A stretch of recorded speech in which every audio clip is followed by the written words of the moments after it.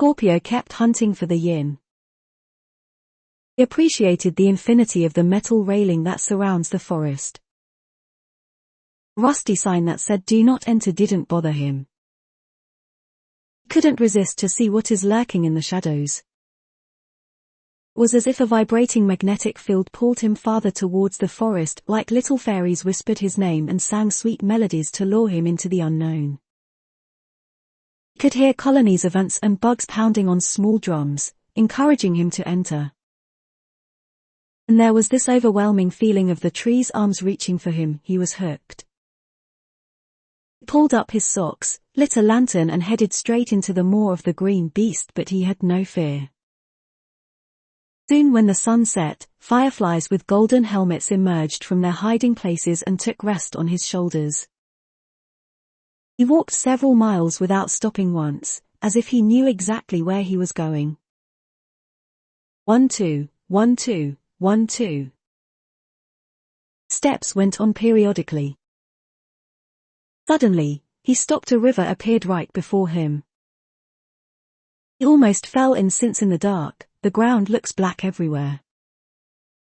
The water was so still, it matched the rest of the ground's texture like camouflage. How am I going to cross this? Scorpio thought. Before he could blink, he found himself hovering above the water. Fireflies had rallied under his feet and lifted him up in the air. Weightlessly he flew over the river. He was up so high that he could touch the leaves with his fingers.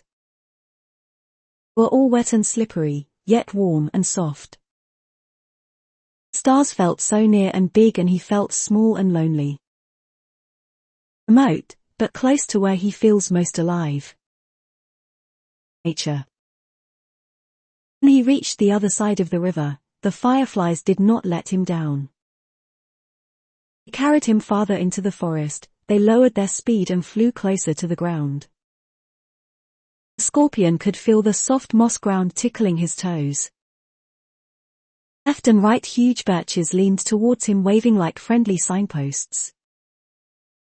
Crowds of mushrooms grew everywhere. They looked like armies full of little soldiers.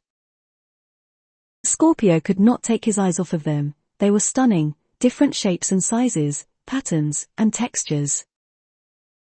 Little heads were swaying back and forth rhythmically. In trance, the Scorpio started to imitate them, weighing his head. He grabbed one of the mushrooms and pulled it out of the earth. It felt heavy and cold. When he held it closer to his ear, he could hear a beautiful melody inside. The Scorpio pulled out another one and put both of them in his ears. Sweet melodies of flute, violin, and piano started to steam into his head and filled him with liveliness.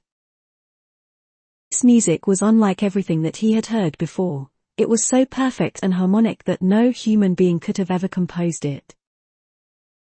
It was more beautiful than birds twittering in spring and more wholesome than anything.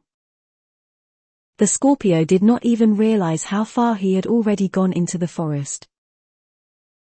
Rain that started falling did not bother him. He enjoyed every raindrop running down his cheeks. Poor Scorpio did not know that all of this was a trap to let him never want to leave the forest again. The forest itself was alive. It's the oldest forest in Goza County. First trees have been planted 700 years ago. Because many peculiar things happened in and around the forest, most people feared to enter. Legend says that once you get in, you won't get out. There are myths about a monster that hunts everyone down who comes too close to its territory. Truth is, the forest feels lonely and tries everything to keep the company of a stranger as long as possible. He lured the Scorpio in with beautiful music and amazing waterfalls. Soon the Scorpio came across high waterfalls with silver water and big trees bearing lots of ripe and juicy fruits. The fireflies lift him onto a raft made out of carefully planed black wood that smelled like dry roses and old wine. As he is sitting there, he lets his legs dangle and feel the warm water. Scorpio felt like he never wanted to ever leave this paradise and learn more about it. Fish in the water was plentiful. Every single one of them shimmered in a different shade, but they all looked like swimming jewels with happy faces. Scorpio spotted a coconut on the left. As if the raft could read his mind, it turned over right towards it, so the Scorpio could grab it. The top of it popped open like the lid of a pressure cooker. Scorpio took big sips. He felt like the prince of the jungle. Coconut water was so sweet and fresh, and the amount in it was just right to quench his thirst. He laid down on the raft and looked up into the sky. It was purple like violets, and the clouds were glittering. All he wanted to do after such a long journey was sleep. So he closed his eyes and dozed off. In his dream he woke up underwater. He could breathe, speak, walk and jump. Two seahorses led him down a path where 1,000 shells hummed to him that reminded him of kingdoms. Slight waves pushed him forward from the back. He did not know why he trusted the seahorses enough to follow them down an unknown path, but it felt right and the shells were beautiful. After a while 2 big towers appeared, then a huge gate, high windows. Castle stood there in close distance. It was greenish blue, and tall guardians stood next to gate holding spear and shield in their hands. He did not have feet but long yellow fishtails and blonde curly hair. Scorpio came closer and asked whose castle this was. "'Tis the castle of Atlantis," one of them said. He wondered why a biped seeks to visit the castle of Atlantis. As the Scorpio did not know what he was looking for, he said that he was sent to speak with the king. Guardians looked at each other and murmured very secretively. Eventually they asked him who had sent him here. Scorpio answered that it was the forest. And the guardians startled, the sand under their feet began to vibrate and the inhabitants of the castle swam out of every openings. They screamed, fled, and everything turned into chaos. "Oh no! Green beast has come! Caution, green beast alarm!" Many people shouted something about a green beast. The Scorpio did not understand why, but that's the last thing that happened before he woke up on the raft again. When he opened his eyes, Atlantis was gone. He felt dizzy, like he came from another dimension that turned his brain upside down for a while. He still had so many questions about Atlantis and the green beast. However, when he sticked his head into the water, the castle and everything else from his dream was gone. The moment he decided to leave, the Scorpio spotted a dark shadow behind a waterfall. He rowed towards it using a long branch. He slowly got off the raft. He could stand in the water. Back here, right at the mountain, it was just knee-deep.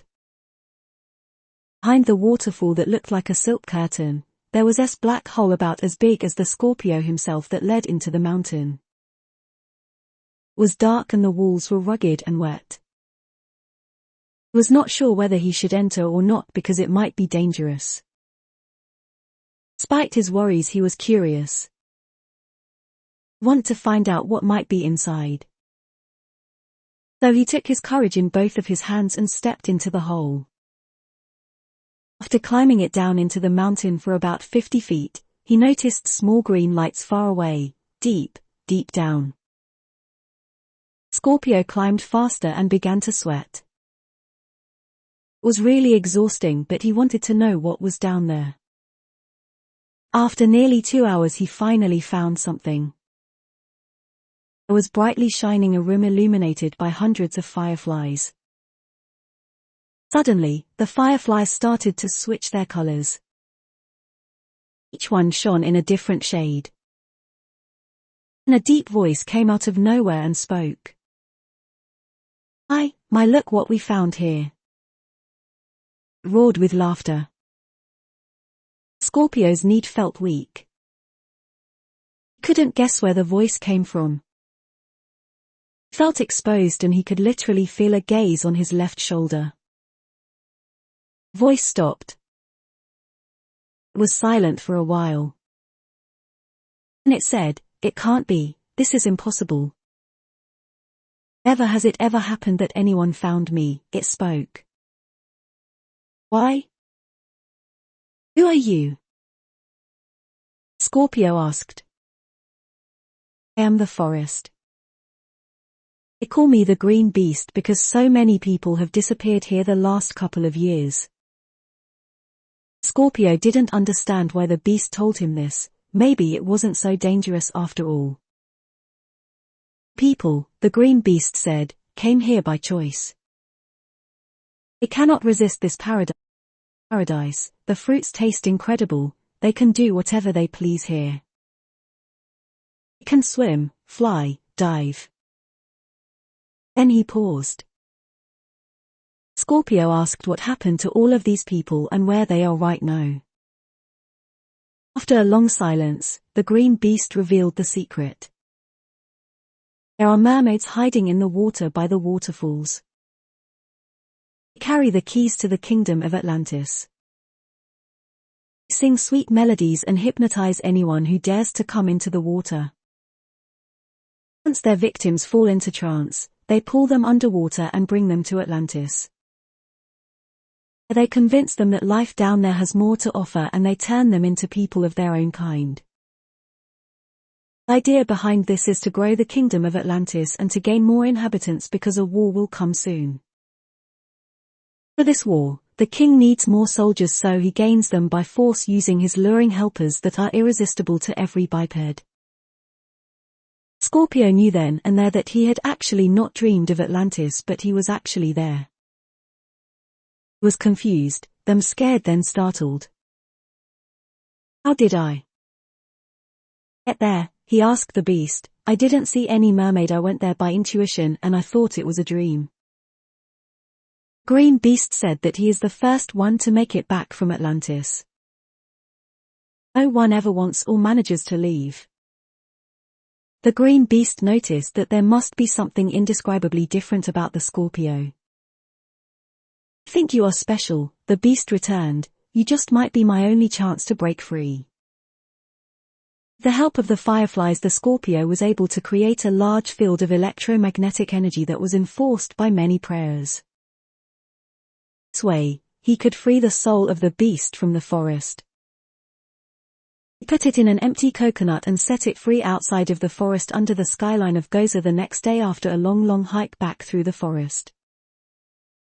When he passed the sign that said "Do not enter" for the second time, he took an old piece of charcoal out of his pocket and crossed it out. He corrected it and wrote, "Keep away from the waters, but do enter when you are ready for the journey of your life."